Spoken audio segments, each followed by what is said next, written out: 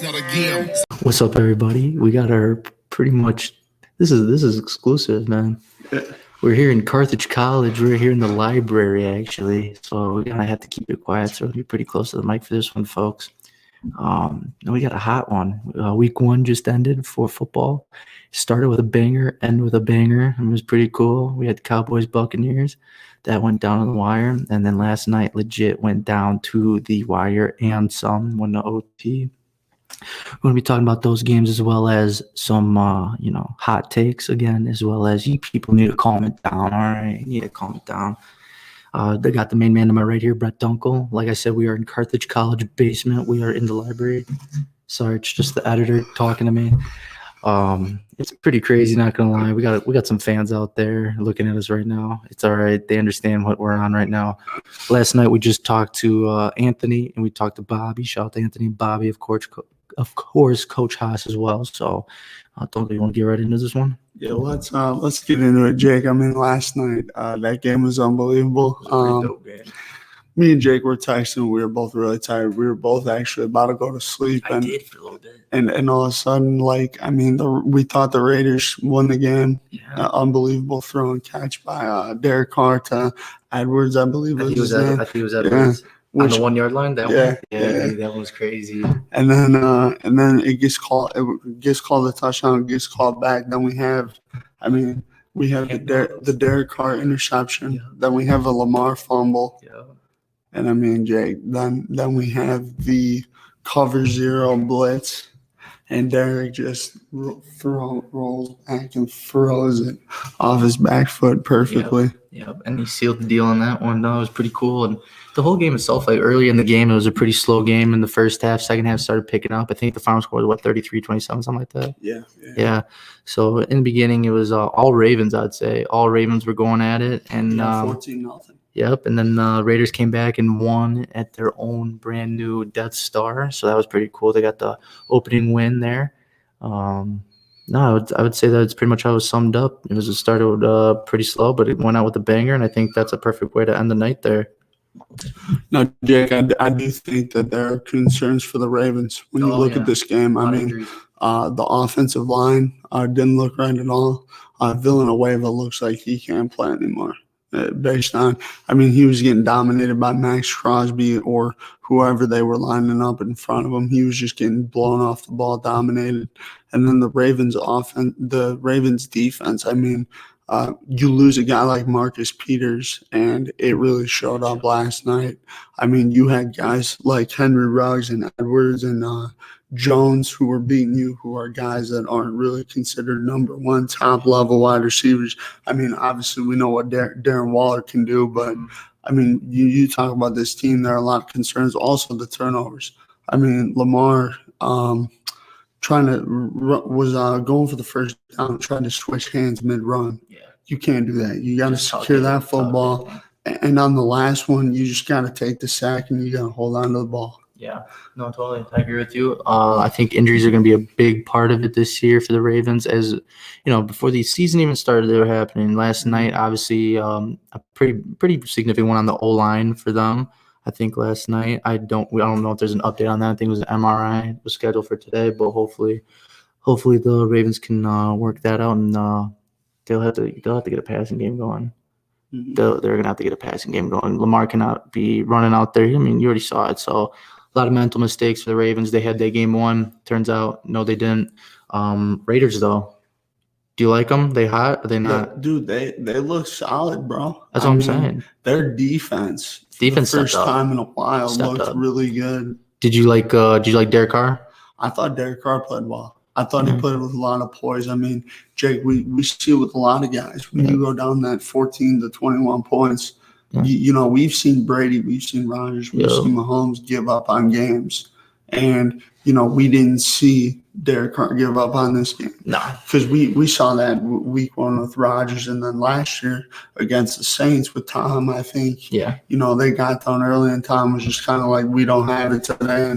And Derek brought them boys back, give him a lot of credit. I mean, he played with extreme poise, and I think him and his relationship with John Gruden has definitely gotten better as well. Yeah, I totally agree with you. You could see it on the sideline last night.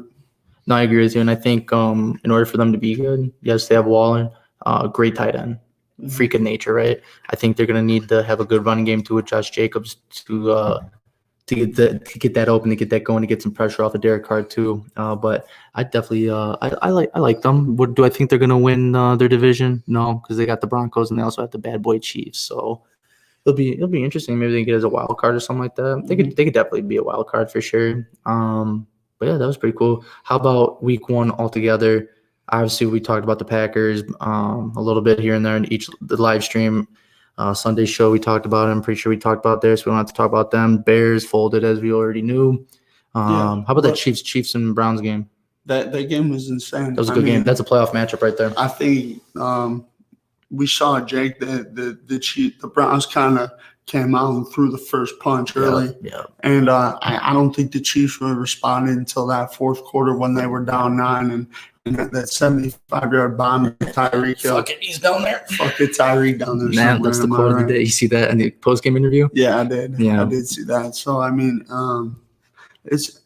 I think this is definitely a championship game type preview. Like we've all been saying, yeah. And I think the Browns, I mean, what they showed was on 2 separate occasions now is that they look like they play the Chiefs the best. I mean, they them do. And the Patriots. Them and the Patriots. Because they have obviously Chubb and Hunt who can run the ball, take the pressure off of Mayfield. Baker Mayfield, by the way, Jake, I don't know if you guys took notice of what we were watching, but me and you talked about this during the Bears-Rams game. Baker Mayfield looked good, looked comfortable yesterday. This is his year. This is his year, like to show up and to show out and make it people, get the name the Browns, man. The Browns are going to be the Browns, but hopefully Baker, hopefully he can keep building them, have the momentum. I think they need to get that, that kill shot though, especially when you go against the Chiefs, the Chiefs, Buccaneers, Packers, anybody with a nice lethal quarterback and a good offense, you gotta do the kill shot, and you always got to keep putting points on the board and can't let them in it. But no, I definitely like the run games. You got on both sides of the ball, to be honest with you. They both have some nice backs. So that's gonna be really important, especially when you get into the cold months and playoff ball. And obviously they both have plethora of wide receivers, you could say easily top 5 on each side if you want, however you want to do it. Top 5 wide receivers, top 7, however you want to put it, but it's a good championship matchup. I thought David Njoku looked good too, Jake. I know we obviously talked about Austin Hooper going into the season, but I thought David Njoku took a step up this year and definitely made some plays there. Yep, of course. Another big one. We could talk about the Rams-Bears game a little bit. We'll talk more about the Rams, though. I think the Rams did a splash, though. We already knew they were going to win. We didn't know by how much. We didn't know how Stafford was going to be involved in this. We didn't know how it was going to be. I think it was a pretty seamless fit for him, to be honest with you. Yeah. I think it was a good first game to have against the Bears to get it going. Their defense looked like shit. Jalen Ramsey was flying around out there, talking crap, doing Jalen Ramsey things. Aaron Donald actually had a pretty quiet game for the most part, but he was getting double, triple covered. So, he did make a splash in the game in that sense. So otherwise, statistical-wise now, Chandler Jones, 5 sacks. The record is 7. He was knocking on it. He could do it again next week. He could, and I think, Jake, we talked about this on the Sunday show extensively. The Cardinals really needed to prove to us and to themselves and to their doubters out there what kind of football team they were. And I think going into Tennessee and kind of making a statement. I mean, you definitely saw the Titans outplay, and I think under Mike Vrabel, you haven't seen that very often. So I think it was a little bit shocking for Tennessee. I think. Obviously, I think Arizona has more to prove still. I think, they're playing in a division with 3 very good teams, and they're playing in an NFC with a lot of great quarterbacks, and obviously especially that West Division. Yeah. That West Division's great, and then you talk about outside of that, you're going to have to go up against Brady and Rodgers. So at one point or another, you're gonna have to. It's gonna be tough for the Cards, but I think they made a good first step and good first impression. Do you like Kyle Murray? I do. I think he's got a lot of nice wide receivers now. AJ Brown, D-Hop, obviously, who's arguably the best wide receiver in the game. You like him? Yeah, and I think this is one of the reasons. One of the things I knock on Lamar on is I don't think he always goes into the offseason, works on his game enough. Yeah. I think you saw that with Kyler on Sunday. You saw he came into the offseason and worked on his game. He looked much more comfortable, much more polished as a passer.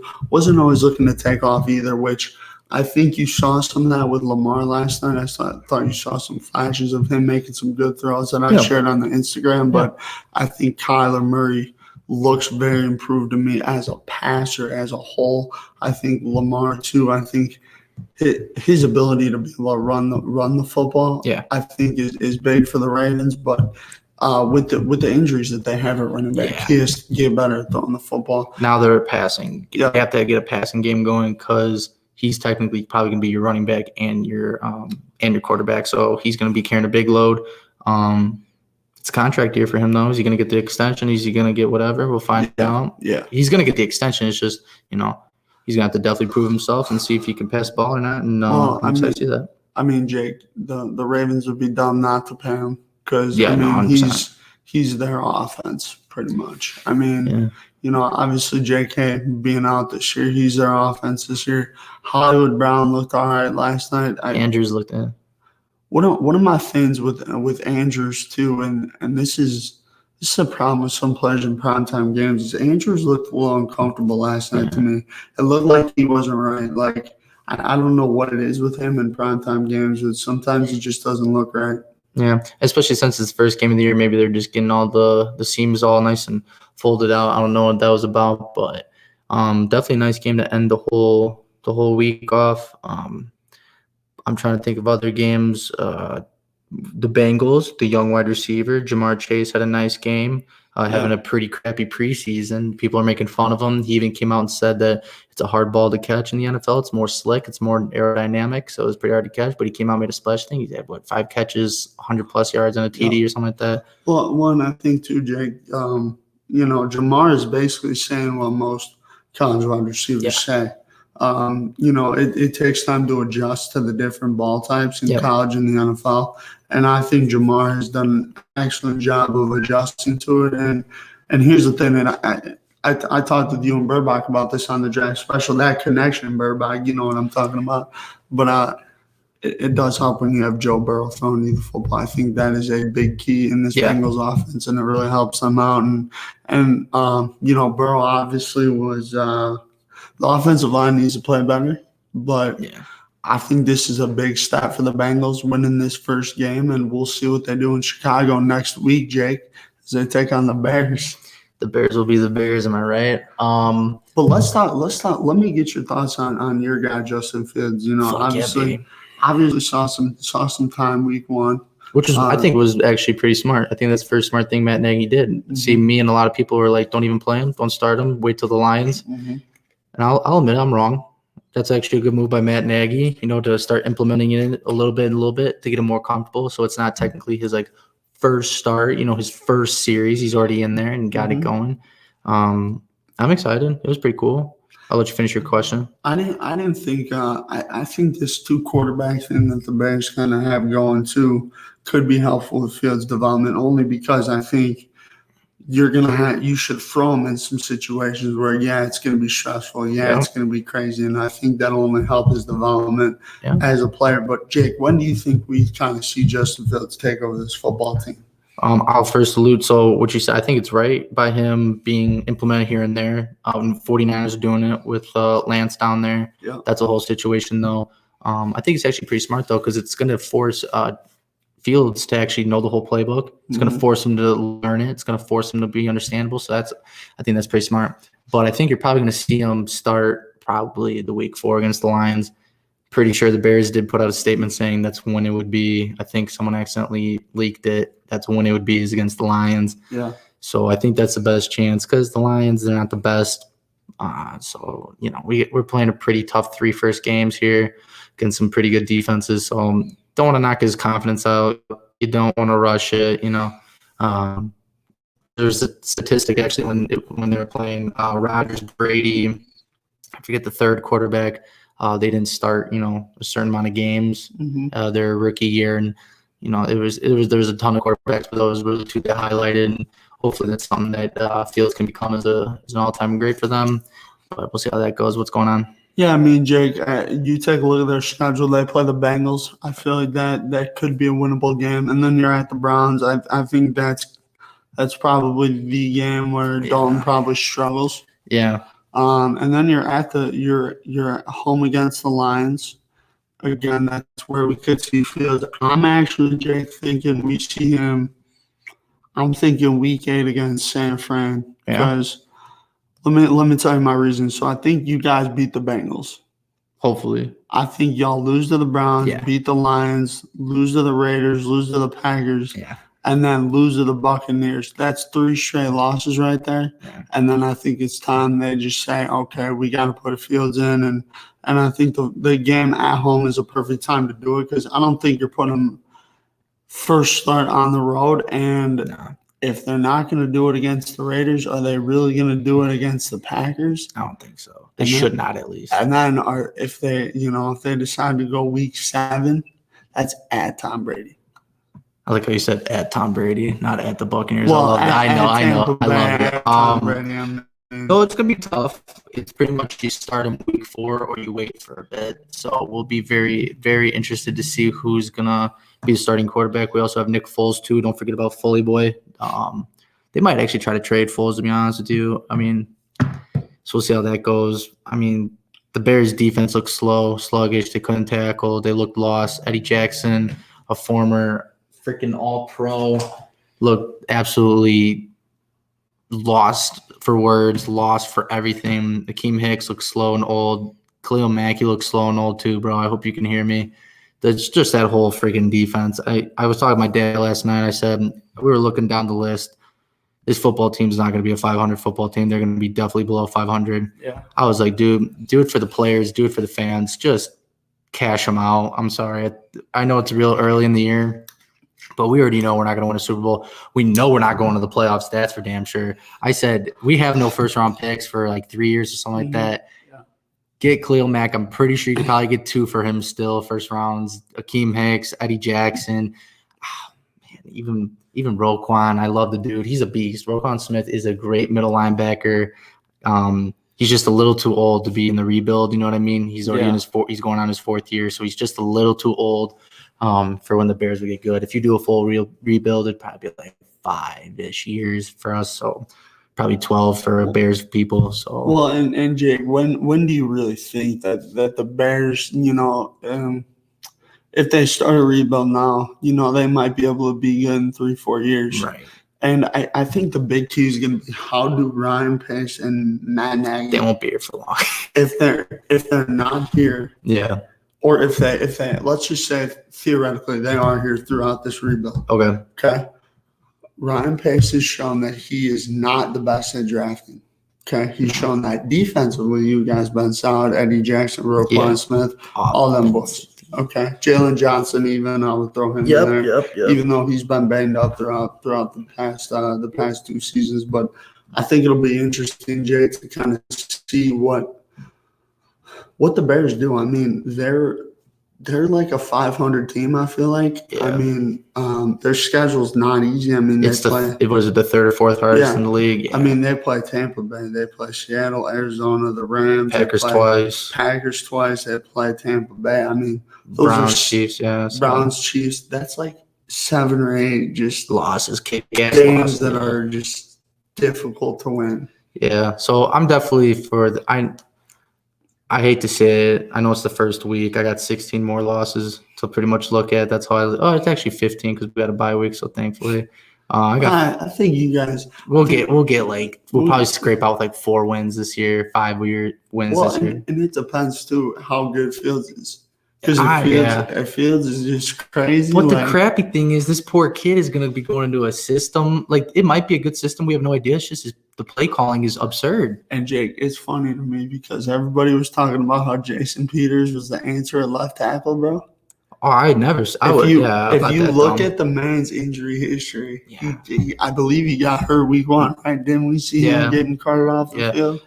The play calling, like we're all going to say, sucks. There was a couple cool plays we were talking about, like, oh, that was kind of cool. That was different. And when was it, 2018 when we were about to go to the divisional round? We were a kick away from going to the divisional round. That was a cool year because we were doing cool plays, like the Chiefs were doing, like the Buccaneers were doing. A little handoff here. No, I'm going over here. was pretty cool. But Well, yeah, now we just run so predictable plays. I could be out there and I could probably get an interception. I think Fields could be that guy to bring that back. I hope so. I mean, it just kind of depends on what Nagy does.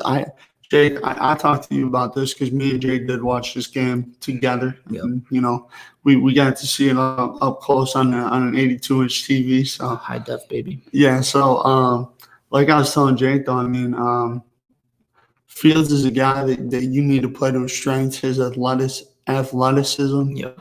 And you got to get those motor neurons. Yeah, shout out to Coach Haas. He's teaching us all about the neurons last night. That was actually pretty funny. That was.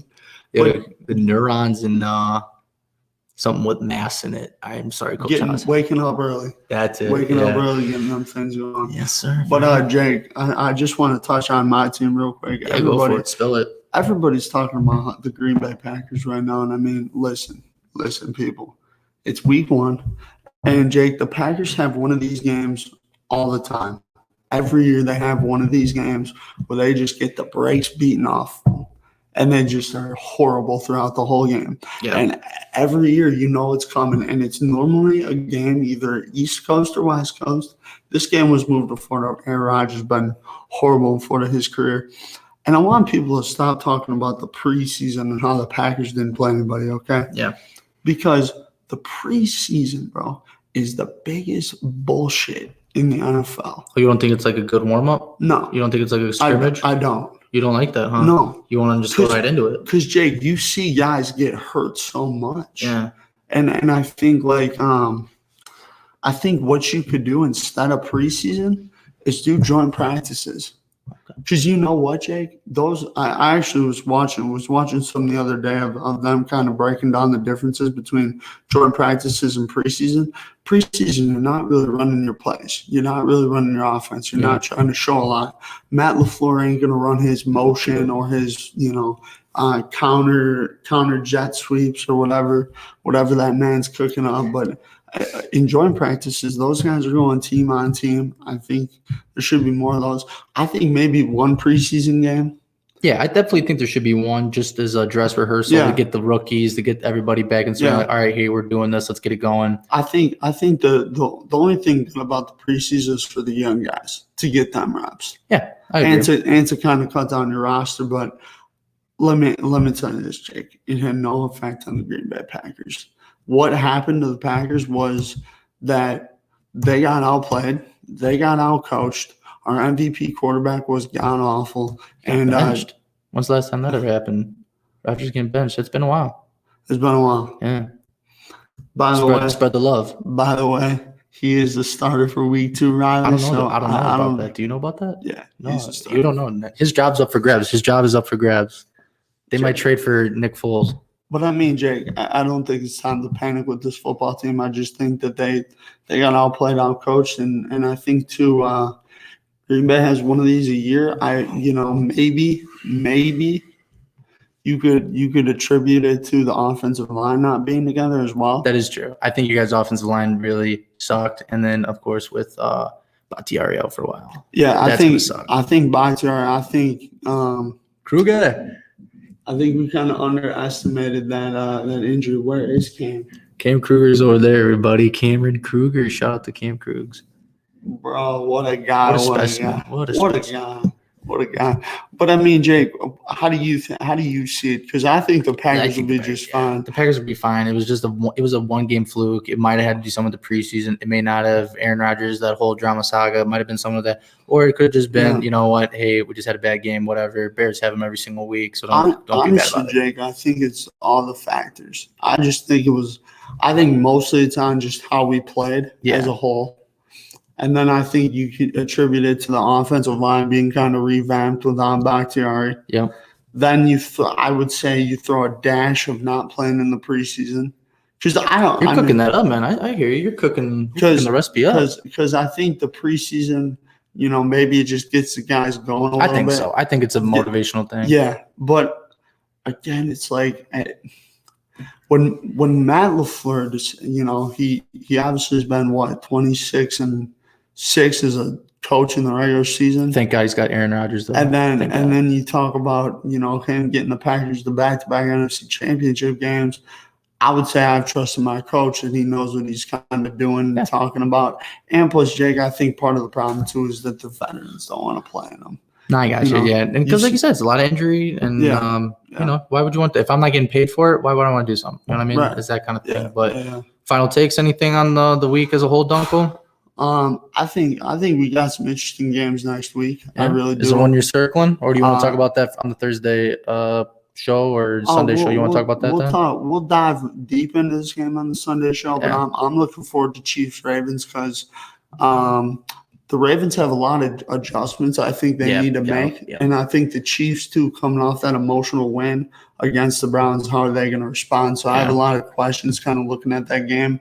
That game is in Baltimore as well, so I'm really looking forward to that. I am also interested to see the Titans versus Seattle.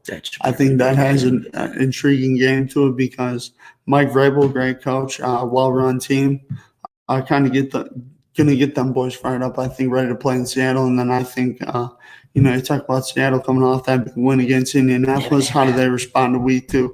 But, Jake, do you have any final takes? And then you close it out. Yeah, sure. Like you said, it's going to be pretty cool games coming up. I like how the NFL is doing it. They're sprinkling them throughout, not just mashing them off. I feel like last year that's what they do. So there would be a lot of 3:45 games that were really good, and I couldn't watch all of them at the same time. So I like how that's going. And I think you circled some big ones, and I'm excited to see what happens. But we'll talk more about it on the Sunday show coming up. But no, thank you very much for everybody for watching. This is Brett Dunkel and Jake Mueller on Dunkel Productions, live here at Carthage College in the basement of the library. Of course, if you haven't already, comment down below, subscribe, leave a like, share to your family members, and enjoy your day. Make sure every moment matters. Peace.